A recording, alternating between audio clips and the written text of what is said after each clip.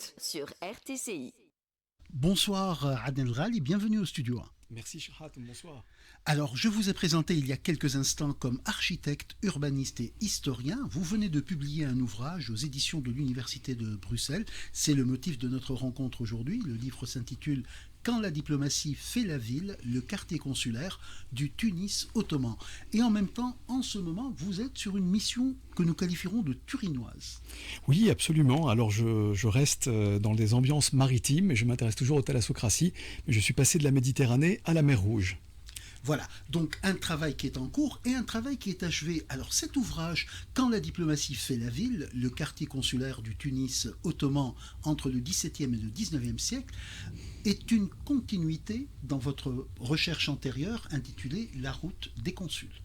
Tout à fait. Alors, comme vous l'avez mentionné, La route des consuls a paru en 2015. Cet ouvrage était un peu un ouvrage de sauvetage, c'est-à-dire qu'il s'agissait d'attirer l'attention du public et des connaisseurs sur une partie de la ville qui est plus qu'un quartier. C'est vraiment l'incarnation de notre mémoire diplomatique et consulaire et qui était malheureusement en très mauvais état de conservation. Ça s'est un peu amélioré depuis sur certains bâtiments, mais ça nécessitait une recherche plus approfondie pour restituer un peu la genèse du quartier et son évolution dans le temps et donc sa valeur finalement. Et cette mission, vous l'avez accomplie dans la première partie de ce nouvel ouvrage, Quand la diplomatie fait la ville, dans la section intitulée « Les consulats dans la ville, leur genèse ». Oui, absolument. Alors l'idée, si vous voulez, c'était de retourner, de remonter le cours de l'histoire jusqu'à l'origine du premier consulat intramuros, c'est-à-dire le premier consulat à l'intérieur des murailles de la ville, qui était le consulat de France, qui apparaît en 1577. Et à partir de là, de restituer un peu l'apparition, la mise en place de cette scène diplomatique qui va devenir en réalité un théâtre de la diplomatie. Et en même temps, il existait antérieurement des consulats qui se trouvaient extramuros. Tout à fait. C'était l'objet d'un article, non pas d'un ouvrage, mais d'un article que j'ai publié dans la revue Caravane de l'Université de Turin.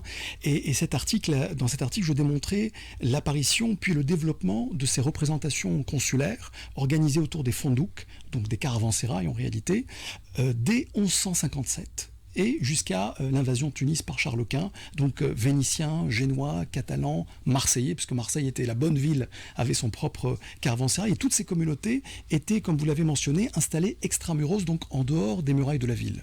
Est-ce que c'est là qu'on doit parler de genèse, ou bien la genèse est-elle plus tardive pour ces consulats dans la ville ? Alors on peut vraiment parler de deux temps dans l'histoire et la mémoire consulaire de la ville. Un premier temps qui est le temps, on peut dire médiéval, donc de 1157 à 1535, et là les consulats sont installés en dehors des murailles de la ville, le long de l'actuelle avenue de France. D'ailleurs on a gardé quelques bâtiments, par exemple si vous regardez l'Optique Lombroso, le bâtiment qui héberge cette très ancienne boutique de Tunis, était en réalité au XIIIe siècle le consulat de Gênes, en partie bien sûr, il a été reconstruit plusieurs fois. Avec les Ottomans apparaît une notion nouvelle, c'était la possibilité d'héberger les chrétiens latins à l'intérieur de la ville, sans toutefois constituer de ghetto. Et là, on a quelque chose d'intéressant qui apparaît, c'est la différence entre un ghetto et un quartier communautaire. Ce que nous avions, c'était des quartiers communautaires. Et ces quartiers communautaires ont évolué avec justement ces représentations consulaires. Tout à fait. Donc on a eu tout d'abord les Français en 1577. 10 ans plus tard, les Anglais s'installent à Tunis et ont un consul. Et ils seront suivis au XVIIe siècle par les Provinces-Unies, c'est-à-dire les Pays-Bas, comme nous l'appelons aujourd'hui. Ces trois puissances, au départ, n'avaient pas de bâtiments dédiés à leurs activités. Et donc finalement, les consuls louaient des maisons auprès des locaux, qu'ils fussent musulmans ou juifs d'ailleurs, puisque les juifs avaient obtenu le droit de cité bien auparavant, donc le droit de résider à l'intérieur des murailles de la ville, intérieur de la ville, intramuros, et ce n'est qu'au XVIIe siècle qu'on va avoir une fixation des bâtiments et que l'État tunisien va attribuer des bâtiments à ces représentations consulaires. Alors ces bâtiments ont toujours appartenu à l'État tunisien et généralement ils se trouvent dans la région nommée rue de l'ancienne douane à Tunis. Absolument, la rue de l'Ancienne Douane, et je vous remercie de la mentionner, est vraiment, un haut lieu de la diplomatie et de la vie consulaire tunisienne. C'est-à-dire que dans cette rue, vous avez jusqu'à 5, voire même 6 consulats qui vont occuper les lieux, certains vont se succéder. Or, quand je parle de succession, je parle de puissances qui disparaissent et d'autres qui apparaissent dans ce grand théâtre qu'est la diplomatie. Et donc, cette diplomatie, elle est concrétisée véritablement dans ces espaces de la Médina de Tunis, et c'est pour la première fois à ce moment-là. Oui, tout à fait. Et vous voyez, ça ressemble à une lanière qui apparaît dans la ville de Tunis. C'est-à-dire qu'au départ, ce que l'on va avoir, c'est l'installation du consulat de France dans un bâtiment qui est un fondouk, qui est construit par l'État tunisien et mis à disposition des Français, regroupés autour de leur consul. Après les Français, en 1660, ce sont les Anglais en 1662 qui ont le deuxième bâtiment, puis progressivement les Provinces-Unies vont finalement avoir le leur, le Grand-Duché de Toscane, le Saint-Empire romain germanique, donc l'ancêtre de l'actuelle Autriche, mais aussi Venise, Gênes. Moi j'adore cette thalassocratie, en fait rien que l'évocation de leur nom, n'est-ce pas, c'est une invitation au voyage. Et puis après Raguse, et jusqu'à la fin du XVIIIe siècle, jusqu'à l'époque de la Révolution française en réalité, qui elle va marquer en revanche une rupture avec la disparition de certaines puissances et l'apparition de nouvelles. Et nous sommes dans le Tunis ottoman, c'est-à-dire dans une ville nouvelle également. Tout à fait, nous sommes dans une ville en pleine mutation. Vous savez, après l'invasion espagnole de Tunis, alors nos amis espagnols appellent ça la conquête, mais bon, tout dépend de quelle rive et de quel côté nous sommes. Et je le dis avec beaucoup d'amitié, parce que j'aime ce regard renouvelé sur l'histoire. Effectivement, Tunis, en réalité, se retrouve en 1574 avec deux faubourgs très abîmés, avec un centre-ville en grande partie conservé, mais qui a quand même souffert de l'occupation. Et le nouveau pouvoir occupant, qui est le pouvoir ottoman, donc va installer de nouvelles règles grâce notamment aux capitulations. Ces capitulations sont en fait un engagement entre le Royaume de France et l'Empire ottoman qui permet d'organiser la vie des communautés chrétiennes à Tunis. Donc les Français se retrouvent protecteurs de tous les chrétiens dans un premier temps, puis exclusivement des catholiques. Et donc la question qui se pose, c'est comment protéger ces communautés et quels services leur offrir. Donc il faut savoir, et ça je pense que c'est un honneur pour nous en fait tunisiens, d'avoir eu des formes de gouvernement aussi ouvertes, aussi respectueuses de l'autre. C'est-à-dire que dans ce fondouk, vous avez non seulement des espaces d'habitation, des lieux de stockage pour la marchandise, une chancellerie, parce que le consul, au début, est le primus inter pares, c'est l'élu de la communauté, mais rapidement, surtout chez les Français et les Britanniques, ça devient réellement un haut fonctionnaire d'État. Et puis aussi, il y a des équipements communautaires, comme les chapelles. Les Français vont avoir la chapelle Saint-Louis, fondée en 1660 par le célèbre père Jean Levacher, qui est à la fois consul et vicaire général de l'Église catholique. Et on va avoir d'autres équipements qui vont apparaître, comme les tavernes, comme les hôtelleries. Et donc finalement, on quitte l'échelle du bâtiment pour passer réellement à l'échelle de la ville et à l'échelle du quartier, ce qui définit un quartier. Voilà. Et par ailleurs, il existe à ce moment-là une charge vénale qui est celle de consul. Le consul est habilité en quelque sorte à gagner de l'argent sur sa fonction. Alors vous savez, vous mentionnez ça, c'est très amusant effectivement, car en réalité les premiers consuls justement ce sont des primus inter pares, ils sont élus par les autres membres de la communauté, ce sont des communautés de marchands, et donc on trouve que l'un d'entre eux finalement est élu par les autres car il a des qualités pour mener la communauté, et surtout il a un privilège exorbitant, c'est celui de la représenter lors du lit de justice et lors des cérémonies officielles à la cour du bardo. Et donc, le premier consul ne perçoit pas d'émoluments de la part de l'État. C'est-à-dire l'État paye la location du fondouk, les cadeaux protocolaires lors de l'arrivée d'un nouveau bey au pouvoir, notamment, ça commence essentiellement avec la dynastie mouradite au XVIIe siècle, qui est d'origine corse, je le rappelle, Mourad Bey, de son vrai nom étant Giacomo Santi. Et petit à petit, finalement, il y a une certaine distinction qui va caractériser la fonction. Donc, en allant au bardo, le consul porte une veste rouge pour se faire remarquer, pour qu'on arrive à le distinguer parmi tout cet ensemble hétéroclite de marchands européens. Et au début, il est obligé de se payer sur les actes qu'il va rédiger au consulat. Donc, il perçoit un droit, qui est le droit de chancellerie, dont il dispose intégralement, une fois payé les charges de l'État. Et par ailleurs, il pouvait organiser tout un réseau de magasins autour de ce consulat proprement dit.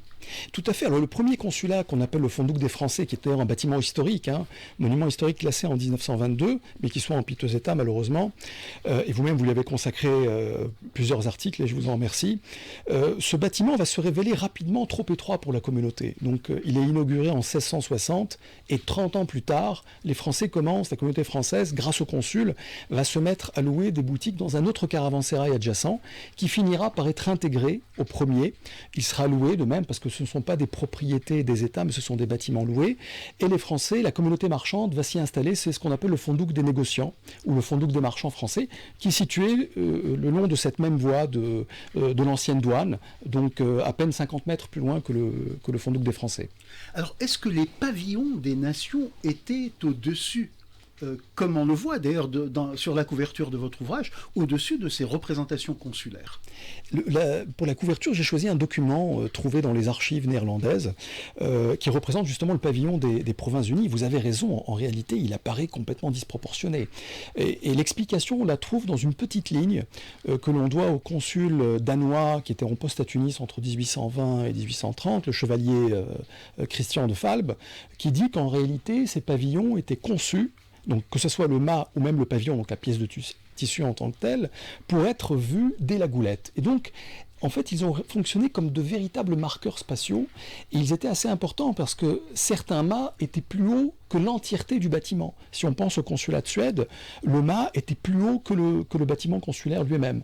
Mais l'objectif, on le comprend quand on réalise en lisant la correspondance consulaire que ces mâts étaient destinés, ces pavillons étaient destinés à être aperçus de la goulette par les bâtiments en rade. Et en même temps, à la goulette, il existait par ailleurs des représentations consulaires. Tout à fait. Alors la goulette hébergeait des vice-consulats, et ces vice-consulats s'occupaient de recevoir ces vaisseaux, et de recevoir notamment les dignitaires qui voyageaient sur ces vaisseaux, et de préparer donc les documents qui permettaient après de se rendre à Tunis. Ce dispositif a toujours permis à Tunis de se protéger des agressions maritimes. C'est-à-dire que la goulette, finalement, c'était déjà à l'époque des Hafsides, c'était en quelque sorte le filtre grâce au chenal qui a été voulu, je le rappelle, voulu pour être à faible tirant d'eau. Et donc les vaisseaux, quels qu'ils soient, militaires ou commerciaux, pouvaient jeter l'ancre à la goulette et être amarrés à la goulette. Et après, les personnes et les marchandises étaient envoyées à Tunis sur des barques à fond plat qui traversaient donc le chenal et aboutissaient plus ou moins à l'emplacement de la cathédrale aujourd'hui. On n'est pas très sûr de l'emplacement de la Dars en réalité. Nous sommes en compagnie de Adnan Ghali. Nous recevons cet historien, architecte et urbaniste à l'occasion de la parution de son ouvrage « Quand la diplomatie fait la ville, le quartier consulaire du Tunis ottoman entre le XVIIe et le XIXe siècle ». Cet ouvrage vient de paraître aux éditions de l'Université de Bruxelles dans la collection Histoire. Nous venons de parler des consulats dans la ville, de leur genèse. Vous consacrez le deuxième chapitre de votre ouvrage aux espaces qui sont ceux des conquêtes de privilèges. Absolument. Alors ces espaces de conquête de privilèges, il faudrait expliciter le terme évidemment, c'est-à-dire qu'au-delà de la fonction consulaire et du bâtiment qui incarne cette dignité consulaire et diplomatique et qui héberge et le consul et la communauté dans certains cas, il y a des espaces subtils qui peuvent s'inscrire dans l'espace, et d'autres espaces subtils qui sont en fait des espaces liés à l'habitus consulaire, c'est-à-dire au mode de vie, au mode de déplacement, et puis à la manière dont les consuls incarnent cette charge et incarnent la dignité de leur pays.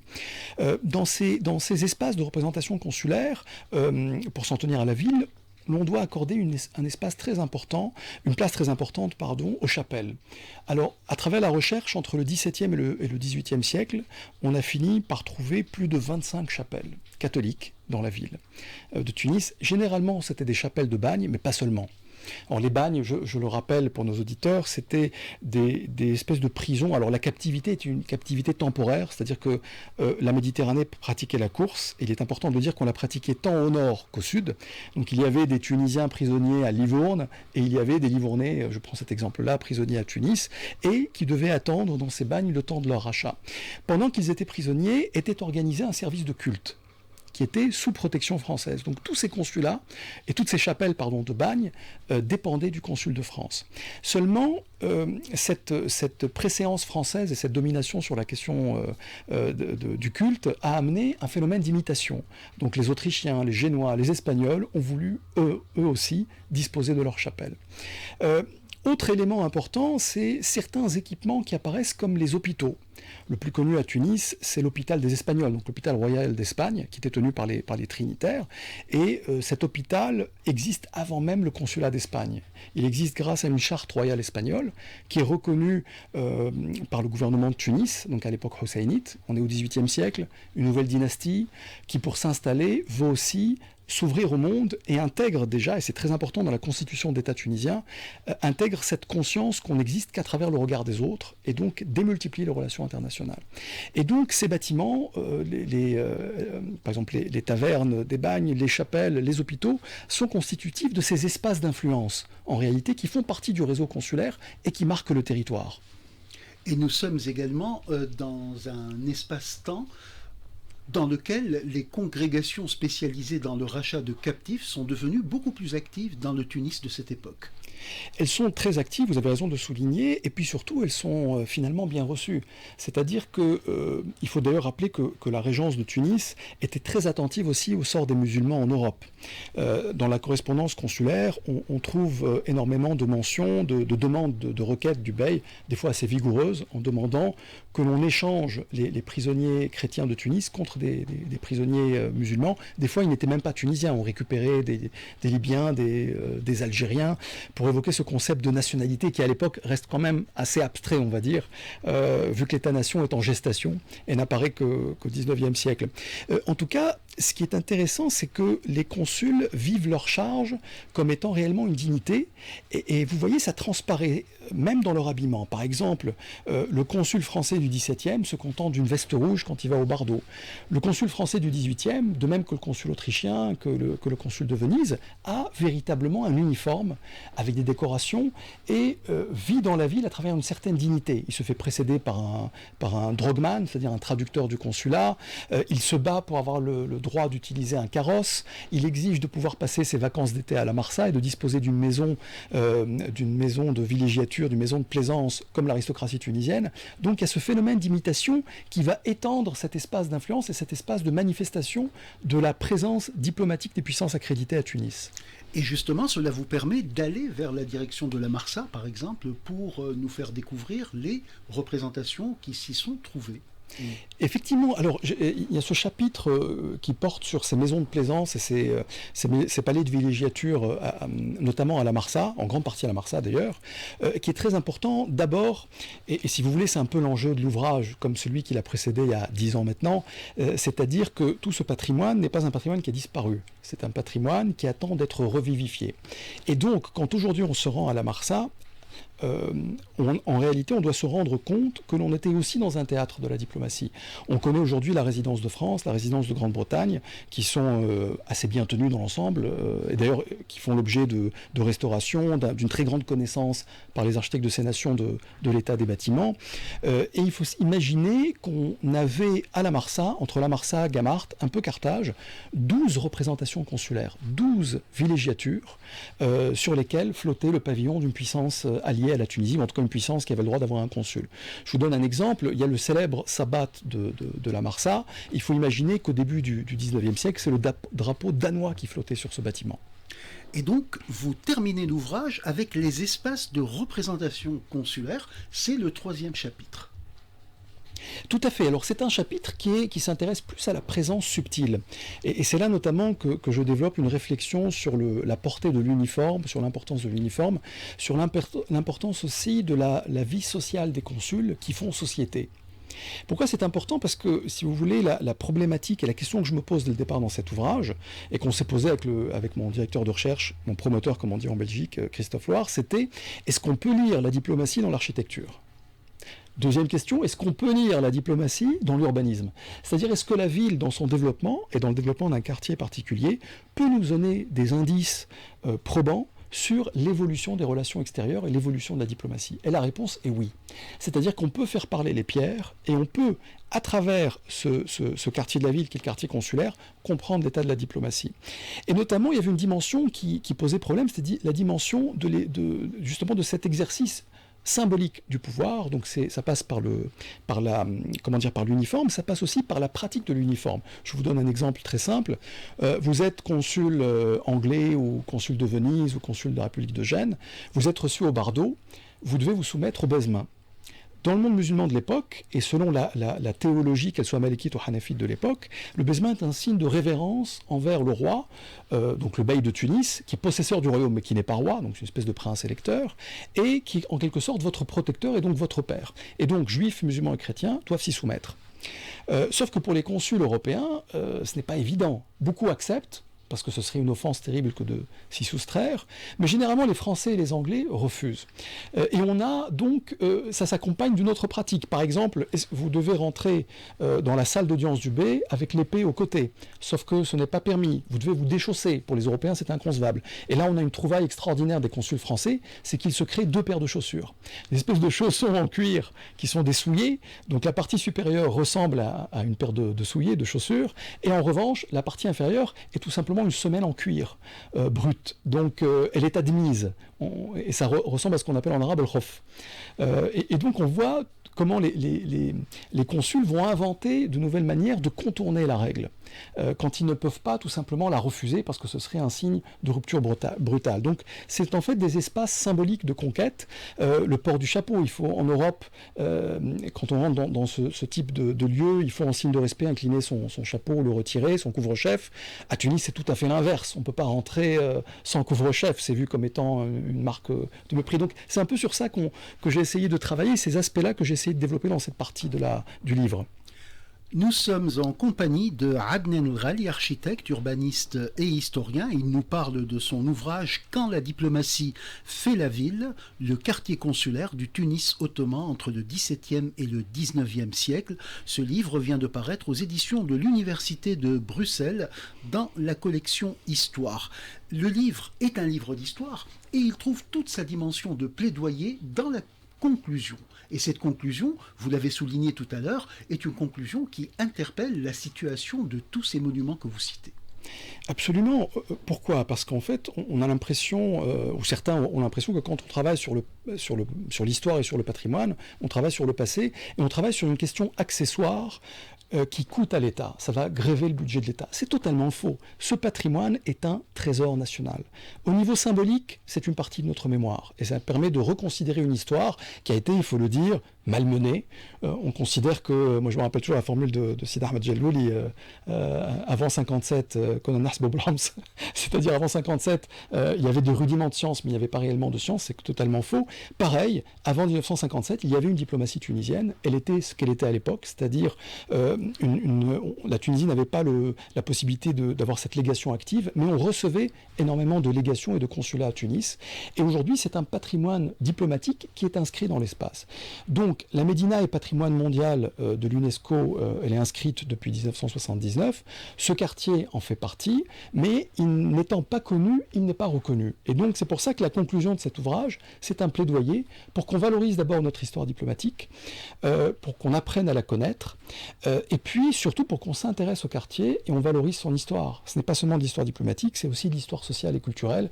Quand vous savez qu'Alexandre Dumas habitait dans le Fondouk des Français, que le prince Pückler Moscou, qu'on appelait Semilasso, qui signait ses ouvrages Semilasso, a résidé dans le consulat d'Allemagne, quand vous savez et vous découvrez le nombre de personnes importantes qui sont passées par Tunis, de Chateaubriand à Jean-Émile Imbert, auquel vous avez consacré des travaux, eh bien, vous réalisez à quel point il est temps de sauver ce quartier et surtout de le valoriser.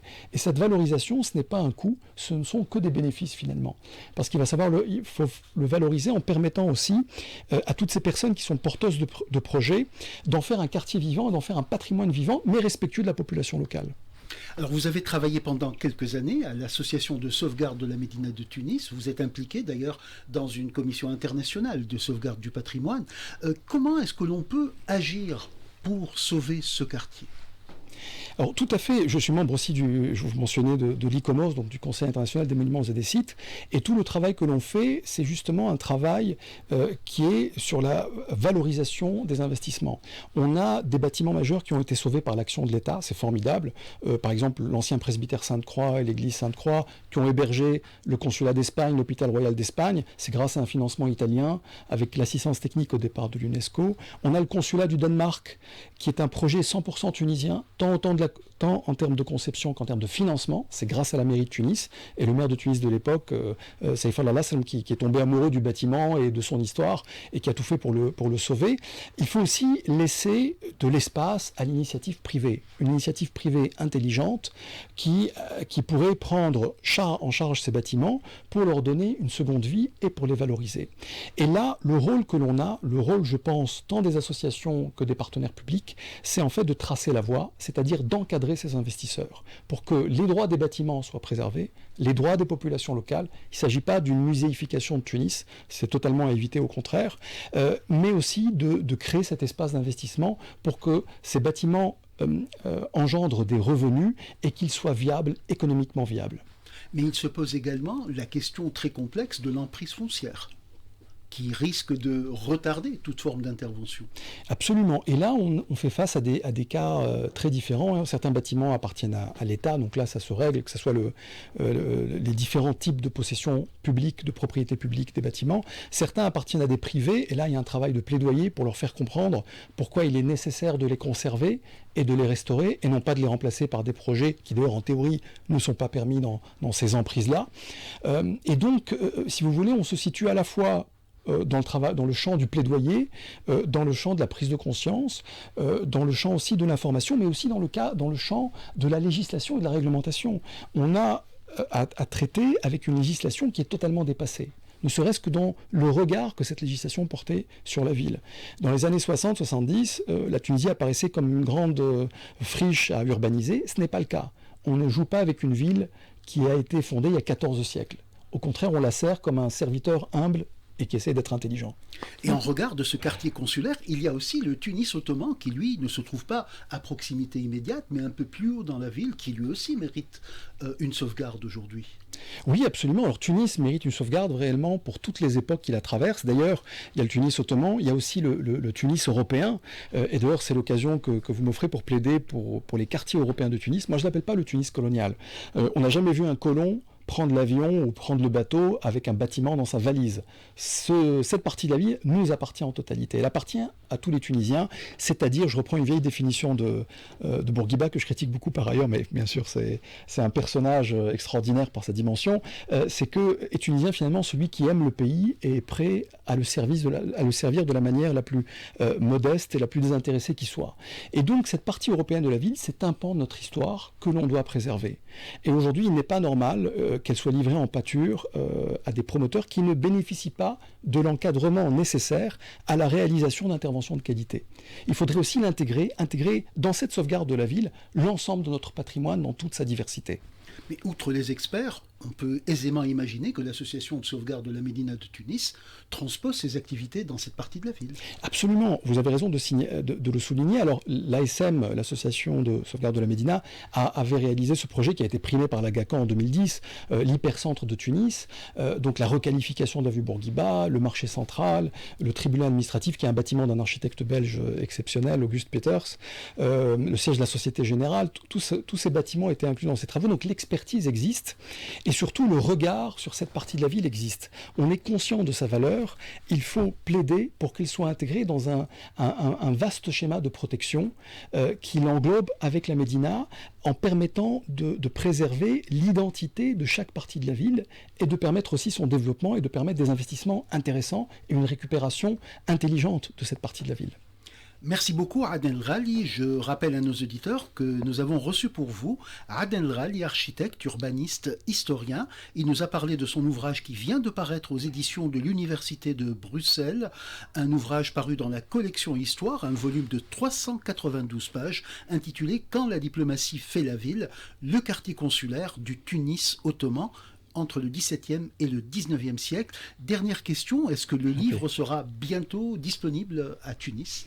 Oui, absolument. Merci de la poser. Il sera disponible dans les principales librairies des grandes villes et bénéficie du réseau de diffusion des éditions CERES. Très bien. Voilà. Merci beaucoup Adel Ghali et puis bonne continuation dans vos travaux d'architecte, d'historien et d'urbaniste. Merci beaucoup Sherhat, merci beaucoup à toute l'équipe technique et à nos auditeurs. Merci infiniment de cette invitation.